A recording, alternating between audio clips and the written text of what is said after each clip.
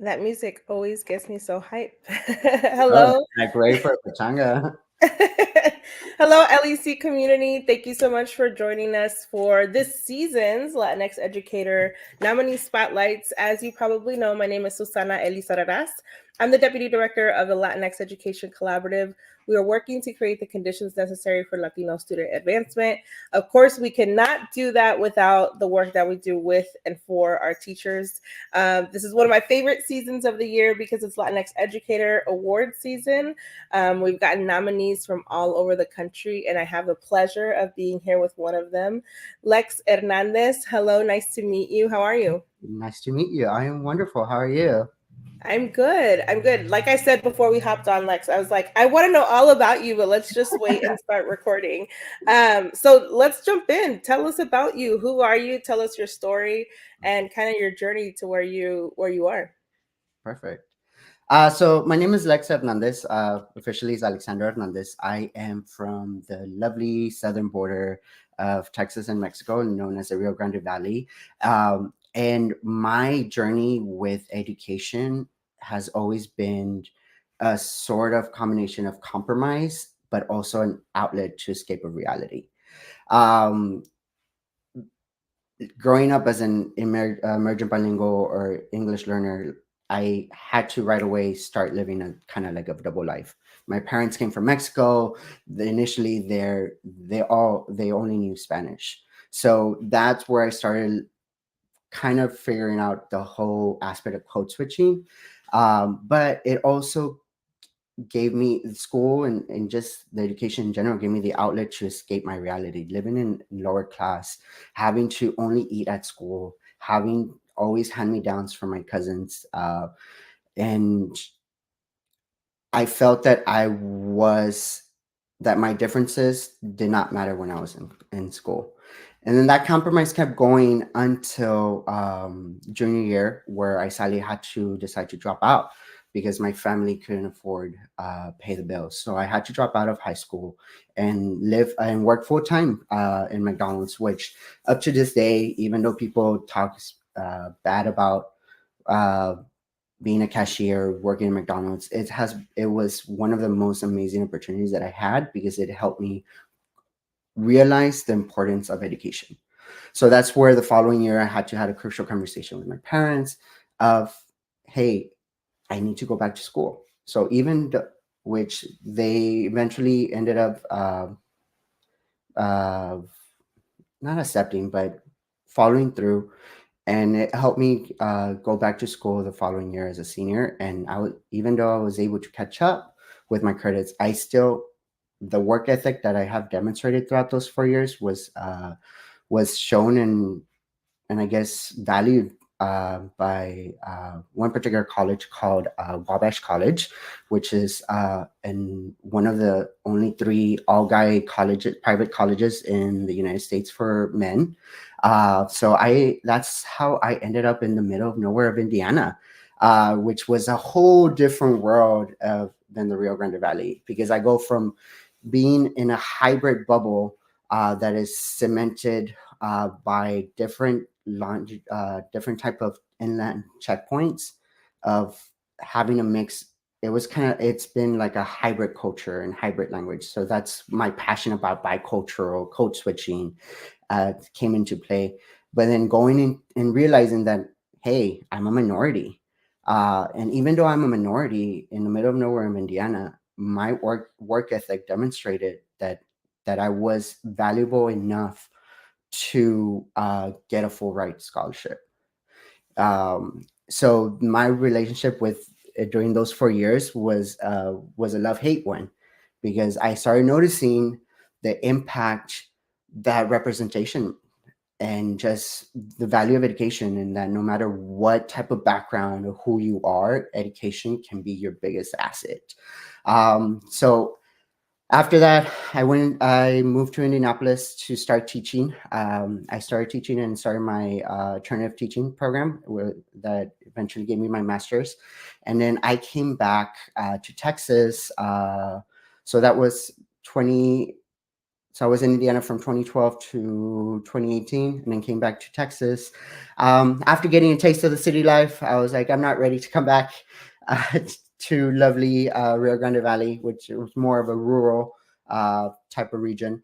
And I started getting deeper into education from always from teaching computer science at elementary level during the day to teaching English language arts to high to high school students and then accelerated high school.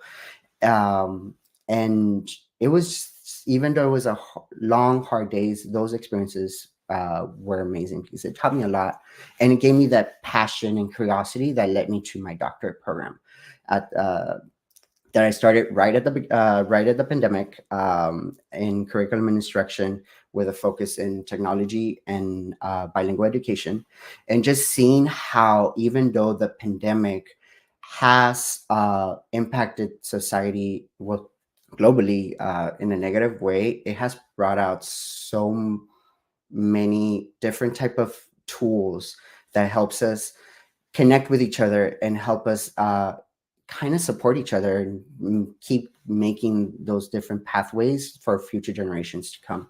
So after when the pandemic also hit, I came back to the Rio Grande Valley and have been here since then. I've been currently teaching AP Computer Science with Idea Public Schools, and I am close to finishing my dissertation. Hopefully, if I keep Yay. pushing through that writing process, I'll hopefully by the end of the year I'll be able to have it done and defend it. So my journey has been kind of like a long circle, uh, Mhm. starting in the valley, venturing out, and then coming back. And I, even though there's been hardships like any other, I'm grateful for the successes and for the falls and for the failures that I went through, because that has taught me uh, to be who I am and taught me how to make sure that students like me are accepted uh, in and out of the classroom. Yeah. Uh, Thank you so much for sharing your story. And this is exactly why we asked this question. And Hmm. it's also, again, why it's one of my favorite times of the year, because Hmm. to hear people's stories and then to realize that you're now in the classroom, like you said, impacting people who may have a similar story, right? Whether it's a little part, right? If you have a Hmm. kiddo who's thinking about dropping out or who may, need to drop out to work for the family, or if you have someone who got a full ride scholarship, but it's on the other side of the country away from family, right? Like those Hmm. little elements about your story that your students can relate to, someone will be able to relate to. I Hopefully. love that we have the opportunity to put it out there. Mhm. Congratulations on Thank you. everything, on Thank you. Thank you. um I mean, like you said, on the hardships, your doctorate, your master's. That's Mhm. amazing. Congratulations on everything. Thank you. Yeah, and actually, that's one that kind of, on a side note, that kind of connects to one of the amazing activities I love to do on literally on the first day of school, which is we do our journey lines. And as my students are doing the journey lines, I emphasize, don't always focus on the positive, because sometimes that neutral and that negative has made you who you are in a better way in the long run. And especially that allows me to also kind of get to know them, and as much as I can, without any sense of judgment, any sense of, um, I guess, just to kind of help them find their voice and find that validation, and just letting them know, like, hey, this is a safe space from day one. This is a safe space of you being who you are, no matter whatever's happening outside of that classroom door. So, Well, and I also love how intentional you were. You talked about the no judgment, right? I love how intentional you were with when you were talking about working at McDonald's, about how a lot of people are judgmental of, I mean, you hear it all the time, right? Do you Oh, want to end up working at McDonald's? Do you want to work at McDonald's, right? This like very judgmental and negative and pessimistic way of looking at it, when for yeah. you, you talked about how it was, you know, it helped you support your family. It helped you learn work ethic. It helped, you know, it was your first experiences, right, Mhm, being out in the world. And it also was like, okay, I got a taste of the world and I want a little bit more, right? mhm, So to talk about it in this optimistic and positive way, I mhm. very much appreciate that. Thank you. Appreciate it. Yeah, of course. Well, you were nominated for Educator of the Year. Obviously, congratulations. Thank And you. You're so people much. are people are noticing your work. I'm sure you're having great impacts on your students and on your school building. How do you feel about that? How do you feel about being nominated? I feel very honored, but also very anxious. Because this is a very prestigious award, but it's also I feel privileged to be able to that others are able to see my record and my contributions in and out of the classroom. Sometimes it feels like nobody's watching, that everything that I do, um, it seems very minimal, but getting getting this nomination shows that people do see the Mhm. hard work and dedication, and then people also see that the value that someone has and the passion that someone has to be able to keep on making that positive impact in and out of the classrooms, and just to help keep on growing. And so this nomination is it's an amazing one, and I am very thankful for this opportunity. Well, thank you for you know those kind words about the award, and it's actually why we do this, because Mhm, Latino teachers in general don't get the recognition as often as they mhm, should. Unfortunately, as a society, an American society, we don't value teachers the way that we should.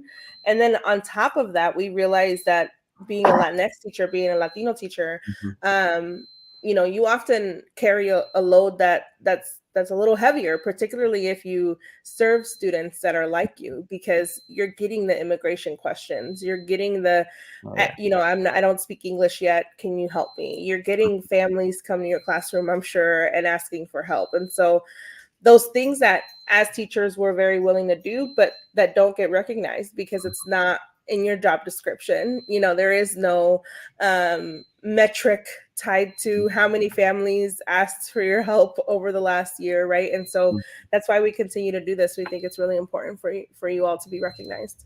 Thank you, and then thank you for giving us the opportunity and the platform to be able to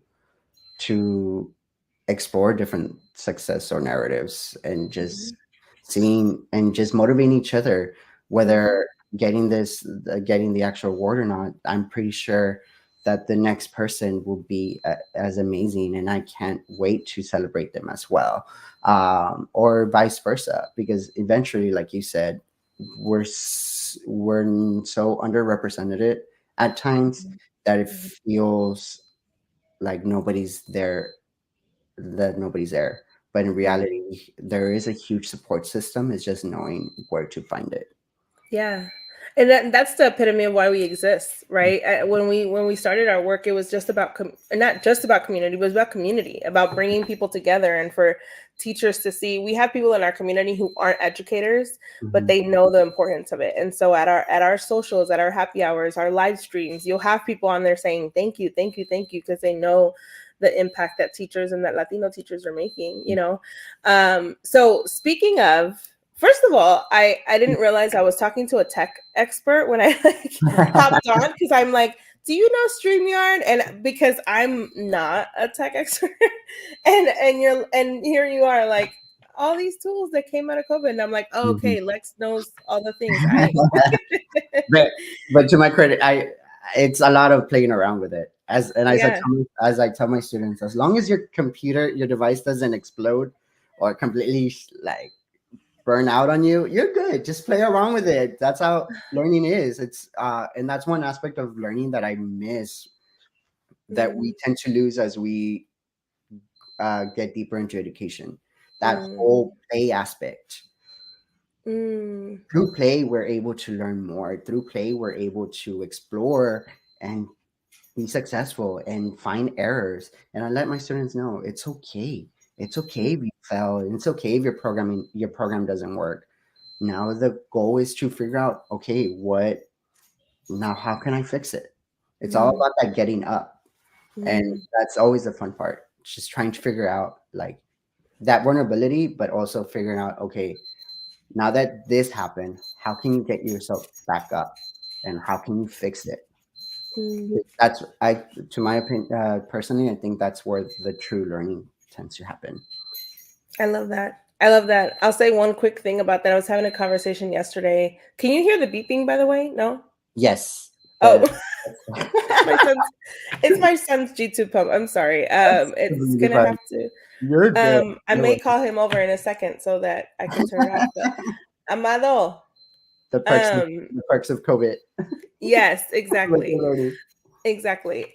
He's 3, so he's like in his own little world over there. Mhm, But I was talking to someone yesterday about the sparkle in kiddos' eyes in that preschool, kindergarten, first grade, right? When you walk next to them in the hallway and they're all like, hi, hi, hi, mhm, and how that dies down. Obviously, we get older and we get a little more mhm, self-conscious and stuff, but about being excited to be at school. And like you talk about that play and being excited about the playing and be excited about discovering things and breaking things and making mistakes and all of that. But we definitely tend to shut that down in schools as kiddos get older. mhm.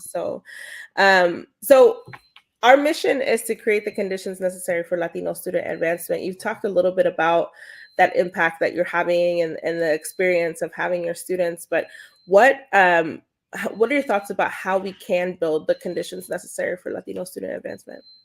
So the way there are different,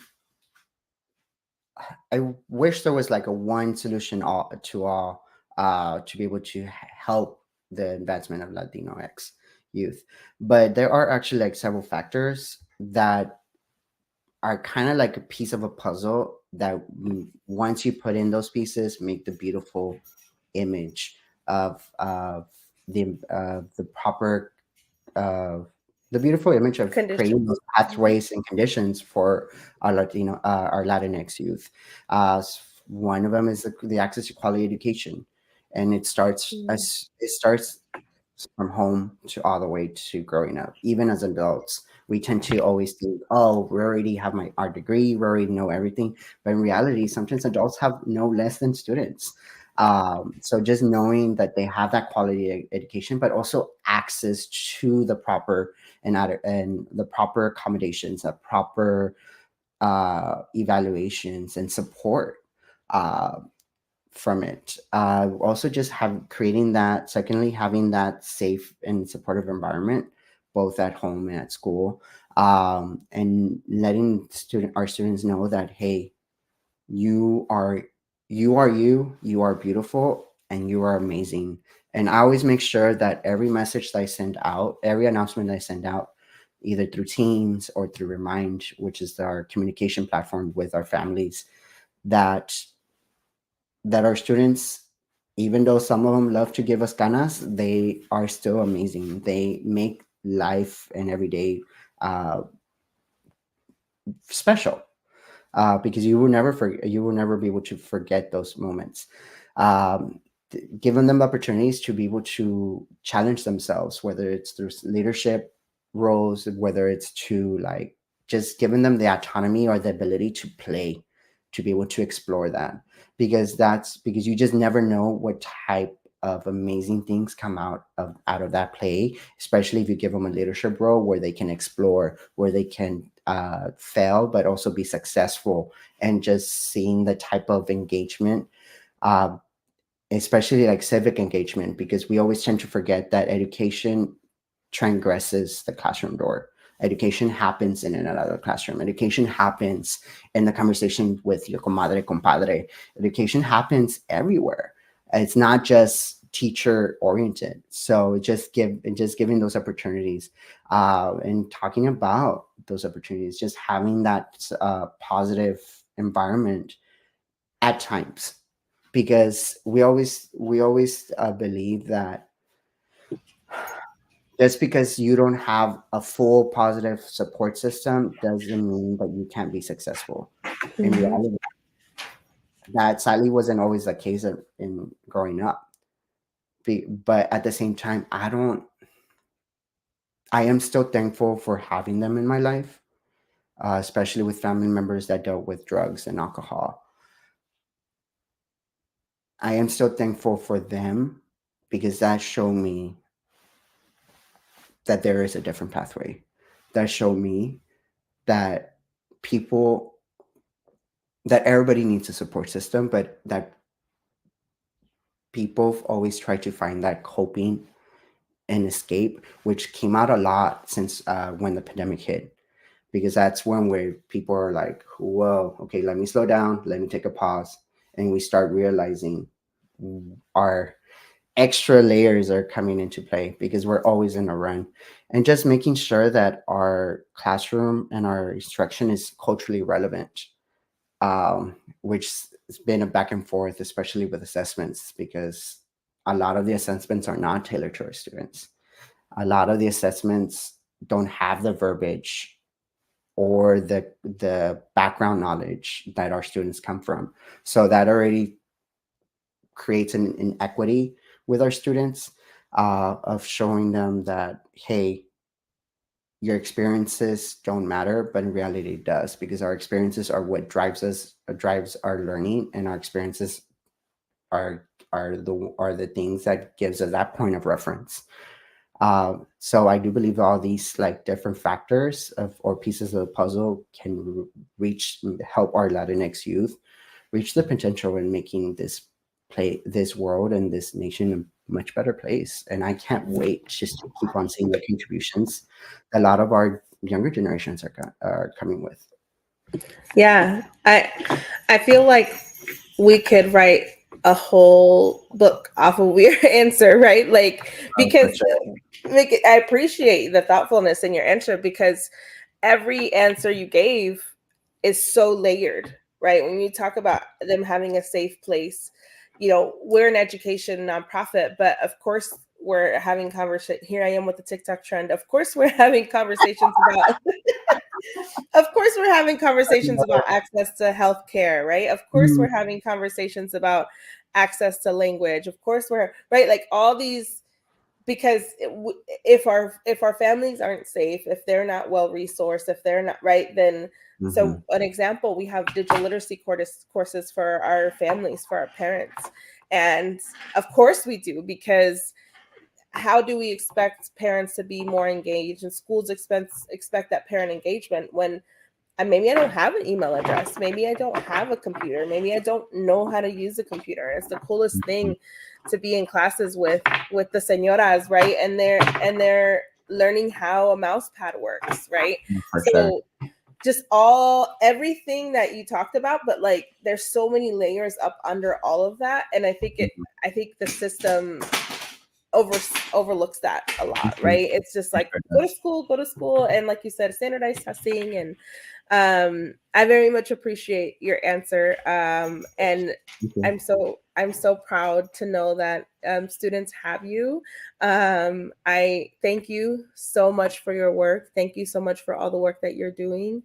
And last but not least, we realize that this work is not easy, especially if you show up as your full self every day and you kind of put in that extra effort. What is it that keeps you going through that? So what keeps me going is just the constant reminders and knowing why I am here and why representation matters. Because even though my regions, the Rio Grande Valley, which is the southern border of Texas, um, people already have this depiction that the border is such a dangerous place, but in reality, it's not. The Rio Grande Valley is such a beautiful hybrid bubble where we explore bicultural, we explore biliteracy, code switching, literally from kinder pre-K or even before, and then just remembering that, hey, uh, I became who I am. My development was because I was considered as an outsider. I was invalidated. I always felt like I was never enough because I always fell into that in between category, instead of either or. My language was never proficient because I always use translanguaging. I always code switch, sometimes unconsciously, because that's how I grew up. Knowing that my skin was light enough to be considered white passing, but not dark enough.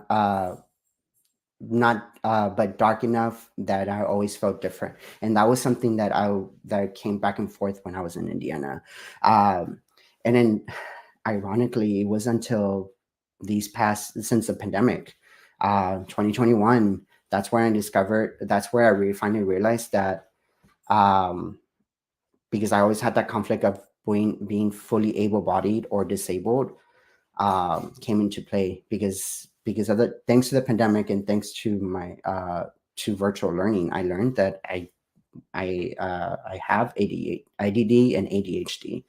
Last year, literally, uh, January 2023, I learned that I have high functioning autism, and just learning all these different things in such a late stage, um, kind of gives like that focal, like, oh well, now Mhm. that makes more sense. um or even knowing that, uh that still didn't stop me for completing from what I accomplishing or doing the things that I did. Mhm. Always trying to not only meet the expectations of school but also of everybody. um and even if I grew up in a low income household, that still didn't stop me of being where I am at the moment. Uh, Mhm. so it, to kind of like wrap it up, it's just knowing that whatever I'm doing, directly or indirectly, whether it's big or small, that I know that my students will are never are even if it's an hour a day, since I it's my class is an elective class that they Mhm. teach, that's only they meet daily, Mhm. um, that they are never gonna have to feel those emotions of being outcasted or invalidated, knowing that they are safe, knowing that they will eventually, even though, um, their their motivation to complete assessments, assignments, and things, that's a whole different ball game, is a struggle. But knowing that they are happy being in my classroom, they feel safe, they feel loved and cared for, no matter who they are or where they come from, and that eventually will create that ripple effect that can transgress generations and transgress whatever obstacles that it comes up in the future. I love that. I love all of it. I like thank you so much for the passion that you give to this work. I know it's not easy. Mhm. There's a reason why teacher burnout is real. There's a reason why Latino teacher burnout is real, and it's because of the amount of care and intentionality that you put into this work. And so do know that you have a community behind you. You have the LEC supporting you, and people who will be watching this evening, who are rooting for you. And, if you ever need any resources or anything like that, and I know for a fact, if I'm ever in South Texas, I'm going to have to reach out. I'd You love to see your, should. yeah, I'd love to see your classroom. I'd love to bring you a cafecito or something. Ooh. If you're And I ever will in what'd you say? I was gonna say, and if you do end up coming, I will gladly take you to my dad's taqueria, and we'll have some amazing tacos. And by then, I will hopefully be, out of my transitional diet because I just had, gastric bypass a Okay, couple weeks okay. ago. So by that Okay. time, hopefully, I'll be able to eat solids, and we'll tack those tacos. Yes. Okay. Yeah, ya dijiste. If you're ever in Kansas City, you have a home here. If Thank you're ever you. in the Midwest, let me know. Will Thank do. you so much for spending time with us today, and thank you for sharing your story. I appreciate you.